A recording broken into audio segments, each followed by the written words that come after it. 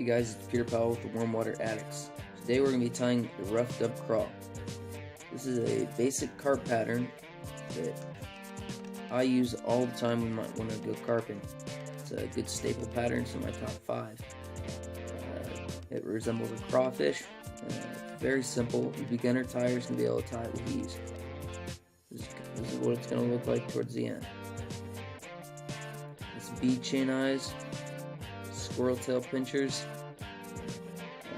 The dubbing is, it calls for chopped up squirrel tail and then some kind of dubbing of your choice. I use numerous types of dubbing. I use awesome possum and then some kind of sparkle dubbing, be that ice dubbing or some kind of off-brand. The sparkle just is kind of like an attractor. Carp see it and nosy on over to it and see what it is. So, without further ado, let's get tying. So, I've already put on the hook and the first layer of thread. Today I'm using a 3366 mustad, size 6. The original recipe calls for other hooks. I think it's Tiemco 101, or you can use many different hooks. I just like the wide eye. It's a big eye, so when you're trying to figure out how to get your tippet through the eye without magnifying glass, good eye, strong hook. I like the shape of the hook. The curve is nice. The wide gaps, the carp can get their mouth around it. The thread I'm using is UTC 140. Just kind of good all around thread. So put on some bead chain. This is black. You can use silver or bronze or whatever. You can use lead eyes. I've done that before.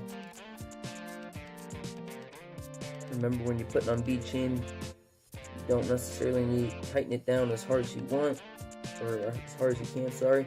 It's a number of wraps. So I usually do 5, until I probably get to about 20 wraps or so. Make sure it's on there tight. I'm dropping my thread. And it is. So you're going to go to the bend of the hook. You're going to take a clump of red squirrel tail. You can sell this at K&K. You can get it just about anywhere though. I like to get a pretty healthy chunk of squirrel tail.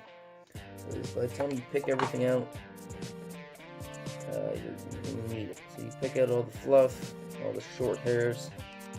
I got a little basket over here I'm looking at, trying to make sure I'm not missing it and making a mess on the floor.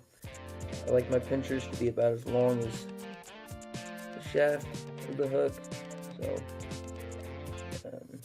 larger sizes, longer pinchers kind of thing. Alright, so when you tie this in, tie it in pretty tight. Tie it all the way back. All the way to the shaft. So right now you just have a big clump.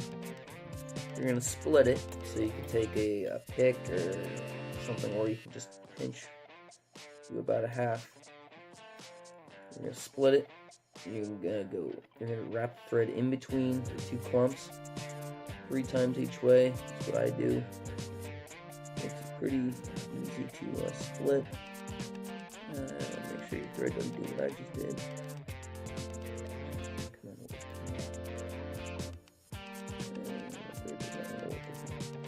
Go.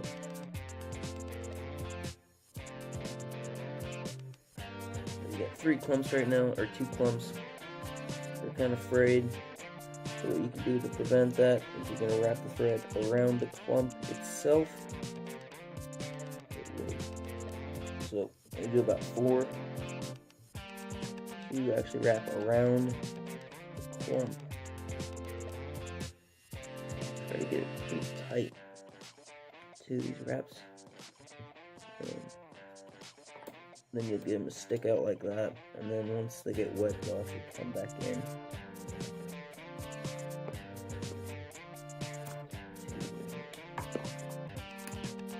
About 3 to 4, and you can do probably more.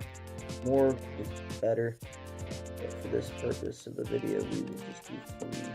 so you're not sitting here watching me wrap these clumps.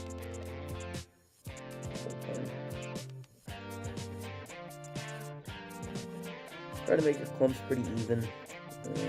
Don't have to be, but looks better in the end. So there's your two pinchers, if you will.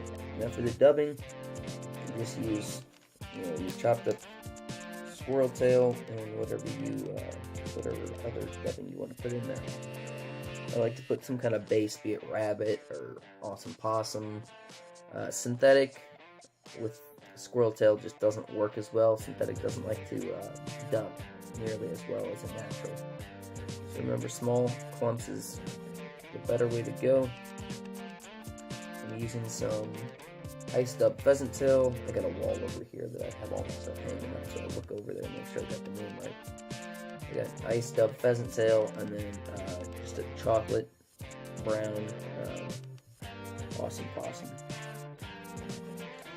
So we're gonna just do this in small little bits, small little increments. Wouldn't much rather have small, other than too much at one time. The squirrel tail just doesn't like to dub as much as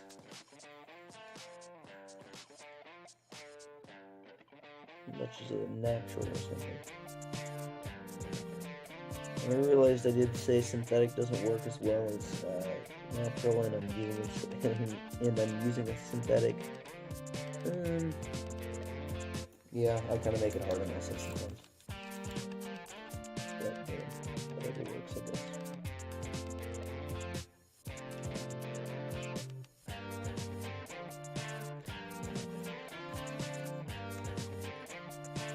Now, I made this fly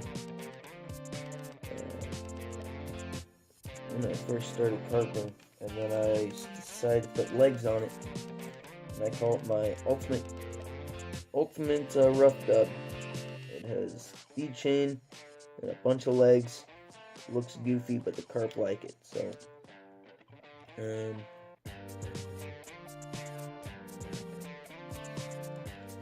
you want to put some legs in there, go for it. I use it. You don't have to necessarily name it after me. Alright, we got dubbing on all sides. I got a rotary vise here that helps with that. And then you're just going to whip finish. I will show a video how to whip finish properly. But basically, you're going to... This is your base thread. I'm going to put one end in the notch right here, in this notch, and the other end in this notch. And we'll create a triangle. Go in front, go to the side that's closest to you with that triangle. I don't know if you can really see that triangle in a small thread. And you're going to wrap. And this thread isn't going to move. So when you wrap it,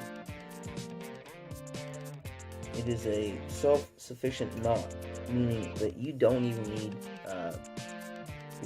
head cement. I never use head cement. You'll not see me use head cement on most of my flies. The ones I do use head cement on is my deer hair, on the face, and on the knot itself, holding the weed guard together. But other than that, the only other ones I do is my muskie and pike. Occasionally, if I'm using some kind of synthetic, I'll use a photo wrap to get them together. But that's what that looks like. It's a really simple pattern. What else can I say about it? Remember to do your drag and drop. So cast out beyond the carp and put it right on its nose. The pinchers are going to go up in the air. So if this is the bottom, the pinchers are going to go like that. So you can, the carp will see it. It's a pretty simple fly. Like and subscribe below to get this video more views. So, if anybody got a question, ask any questions below. I'll put the recipe below too.